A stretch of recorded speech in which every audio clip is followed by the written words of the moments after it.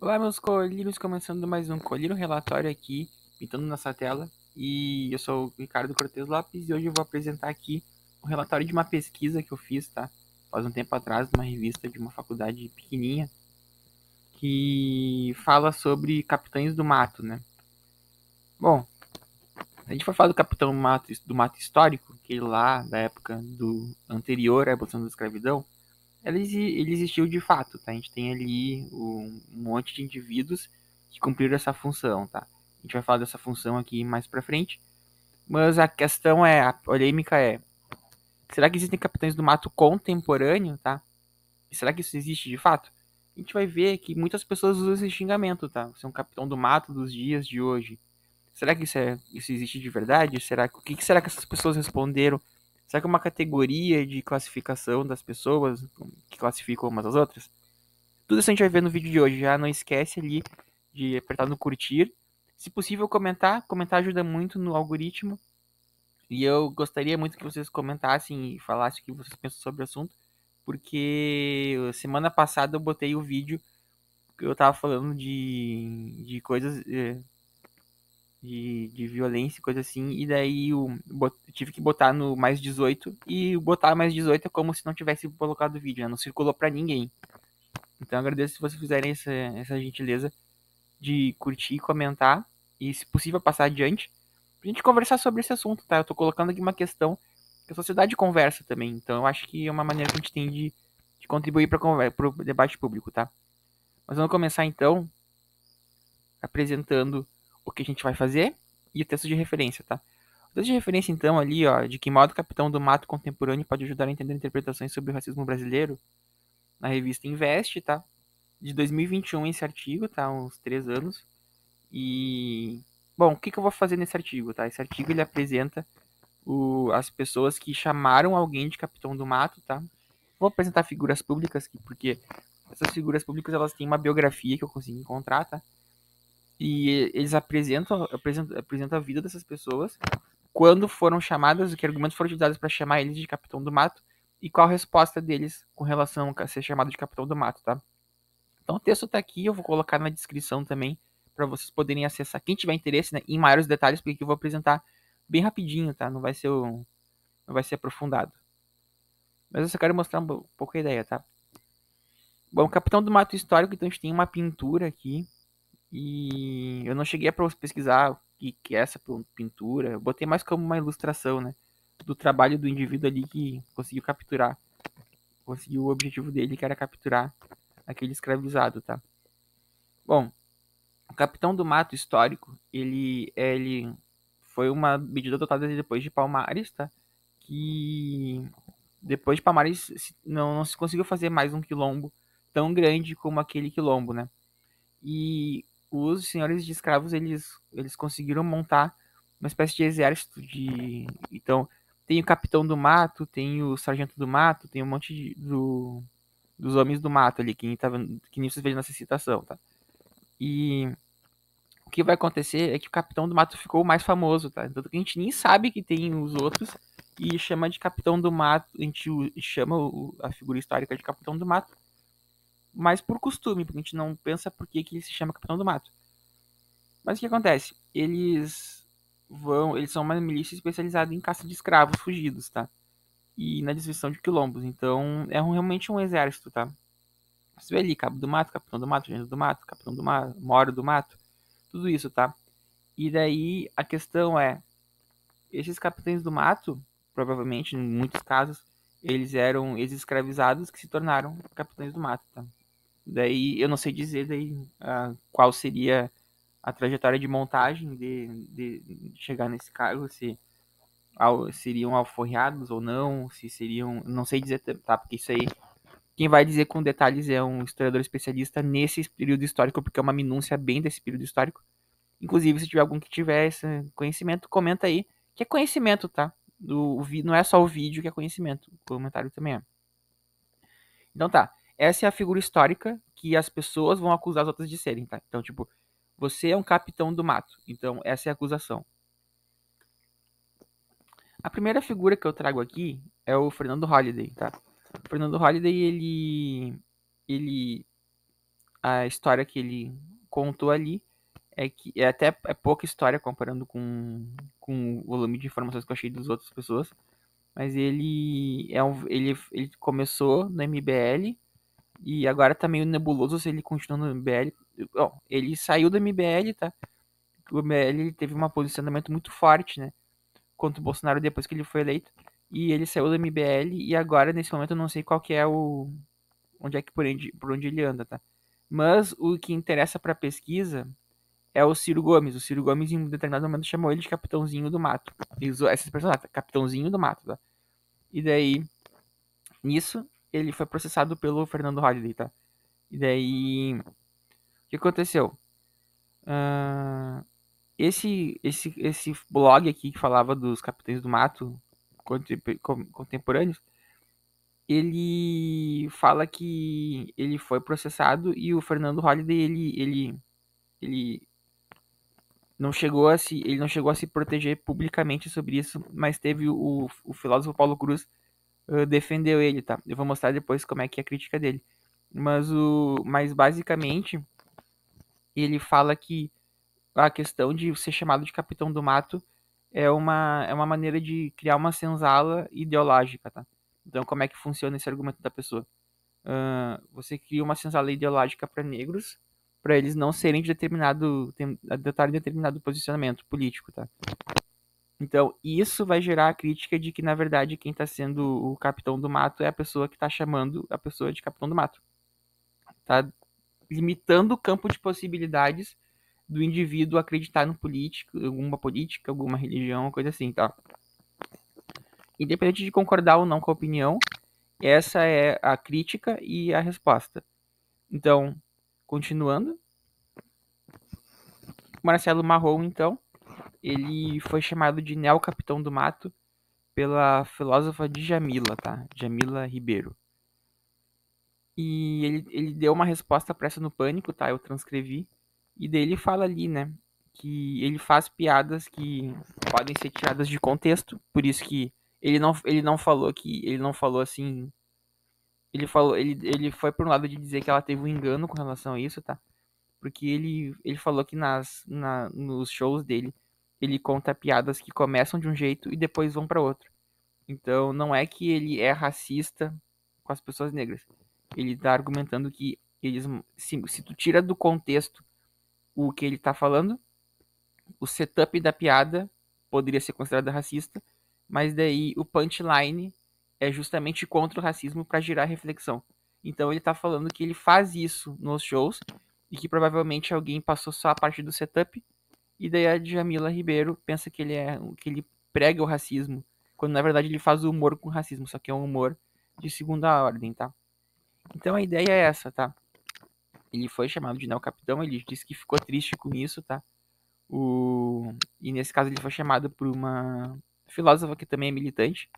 Então ele teve essa resposta mais contemporizadora, tá? Ele falou assim, bom, veja bem, não é que eu seja racista, é que as piadas é que elas não foram finalizadas por quem fez o corte, e daí o corte aparenta isso. Então não é que ela esteja errada, mas é que ela foi desinformada, né? Ned Lopes, então, a gente tem na internet uma discussão com uma militante do movimento negro, não tem o nome dela aqui, mas ela chamou ele de Capitão do Mato e ele falou: ser chamado de Capitão de Mato por alguém como você é um elogio, tá? E ele argumentou daí que a utilização do termo Capitão do Mato ela é injusta na medida que ele, na verdade, ele tá respeitando, ela acaba com o respeito ao posicionamento político do outro, né? Então, o que ele falou foi isso, tá? O Hélio Bolsonaro, eu pesquisei um pouco a vida dele, tá? Ele vem de uma família humilde e ele começou a trabalhar no exército e aí que ele acabou conhecendo o Bolsonaro e aí que ele se tornou um amigo muito próximo do Bolsonaro e ele concorreu ao Congresso e hoje em dia ele trabalha lá, né? E o Marcelo Marrom, esqueci de falar um pouco da vida dele na outra, mas do que eu estudei ali, era uma família. Ele não relatou nenhum tipo de dificuldade, financeira na infância e ele teve uma infância tranquila, pelo que ele deu a entender com 12 irmãos. E depois disso ele chegou a trabalhar em alguns programas de humor do Legendários, ele trabalhava lá no Legendários e tudo isso, tá? Então, ele se defendeu dessa maneira, o Hélio Lopes ele se defendeu diretamente contra a pessoa que falou, tava cara a cara, né? Esses outros dois aí não foi cara a cara. E o mais interessante daí é que o mais interessante disso tudo é que a gente tá vendo um padrão mais ou menos comum, né? Tipo, o eles ah, você vai ficar melhor nas conclusões. Vamos lá. Não vou ficar enrolando aqui, eu não quero enrolar ninguém. Vamos lá. Paulo Cruz, então. O Paulo Cruz, a vida dele ali, pelo que eu estudei, tá? Ele teve uma infância bastante. Ele teve uma infância mais difícil até o momento que o pai dele conseguiu fazer uma graduação, provavelmente em direito, tá? Ele trabalhava no escritório lá e ele disse que o pai dele passava muito tempo no bar, etc e tal, e daí aí o pai dele um dia se deu conta que precisava ganhar mais e daí tirou a graduação. E daí o Paulo Cruz, ele é formado em filosofia e também em computação. E ele tinha um posicionamento mais independente em algum momento, e eu acredito que ele tá no MBL agora, tá? Eu acredito por quê? Porque eu vi alguns vídeos em que ele aparecia numa live, nas lives do MBL, em diferentes lives. Então, não quer dizer que esteja lá, mas que tem uma possibilidade que ele esteja lá, tá? Então, não confirmei essa informação, também não é crucial pro artigo, né? O que ele relata que um hater, né, foi lá e chamou ele de Capitão do Mato, tá? E daí ele respondeu que quem tá me perseguindo é você, tá? É um pouco do argumento que foi utilizado contra o Holloway, né? O Holloway ele responde, o Holloway não, o Holiday. O Holiday ele respondeu, ele processou o Ciro Gomes, né, no caso, e ganhou. E o Paulo Cruz, ele respondeu direto pro internauta, né? Pro internauta que é anônimo, que eu botei ali, inclusive não é a foto do internauta, tá? É só um desenho de um hater, né? Um troll. E ele falou aqui, o sujeito aparece na minha página e me chama de Capitão do Mato, mas quem tá me perseguindo é você, eu nem sei quem você é, então a Capitão do Mato é você. Eu penso do jeito que eu quiser. Então vocês vejam, é bem aquela argumentação de que o indivíduo ele pode pensar do jeito que ele deseja e ele tem pensar do jeito que ele deseja, desculpa a interrupção. Ele vai pensar do jeito que ele deseja e ele vai ir lá e vai pensar, se ele quiser pensar de uma maneira, ele não vai poder ser confinado em um pensamento pré-aprovado, entenderam? Bom, vocês viram que eu coloquei ali, né, eu coloquei ali o Capitão do Mato Contemporâneo e as repercussões desse uso dessa palavra pro racismo para estudar o racismo brasileiro, tá? Bom, consolidando os dados, a gente vai observar o seguinte, ó, no campo de discussão política, a gente vai observar a aparecimento de dois grupos, tá? Na questão da busca da igualdade.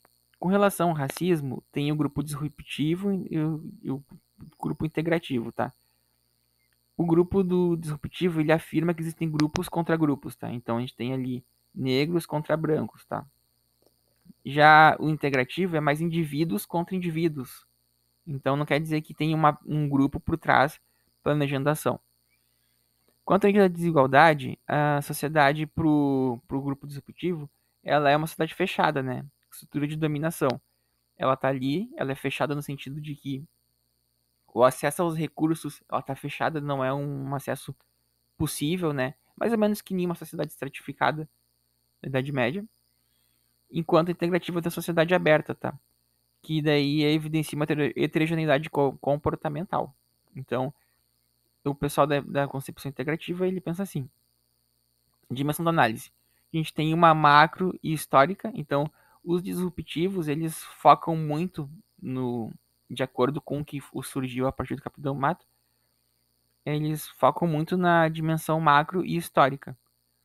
Então, tudo colocado dentro da ideia de que o racismo ele tem que ser construído historicamente e não nas relações, como é a questão microindividual. E daí na interação cotidiana aparece o racismo, enquanto na dimensão da análise importa muito construir uma continuidade entre o racismo que é sofrido pelo indivíduo e o racismo que é construído da perspectiva histórica. Bom, essas versões também elas enxergam o próprio capitão histórico, tá? Um enxerga ele como cooptado, então o indivíduo foi lá e resolveu lucrar com a perseguição dos escravizados, enquanto os coagidos, o integrativa pensa mais numa coação, né? Então, as duas perspectivas elas têm possibilidades históricas, né? Talvez tenha indivíduos que tenham sido das duas maneiras, né? Alguns foram cooptados e outros foram coagidos. Não dá para dizer qual é que é o maior caso, porque a gente teria que investigar casos individuais e, daí a gente não, e nem todos foram gerados dados sobre isso, tá? Escravidão, então, fenômeno simbólico para a parte disruptiva e para integrar é um fenômeno simbólico na medida que ela é uma estrutura de continuidade do tempo histórico. Então é um fenômeno simbólico que se manifesta no cotidiano porque tá acima de tudo, né? Enquanto a integrativa é um fato histórico, a gente tem ali fatos pontuais de racismo, não necessariamente que ele tenha uma continuidade e que além do racismo tenha outros conteúdos que estão ali alimentando esse racismo, tá? Então, por exemplo, na questão disruptiva, a gente vai ter, por exemplo, uma estrutura de dominação que alimenta o racismo, tá?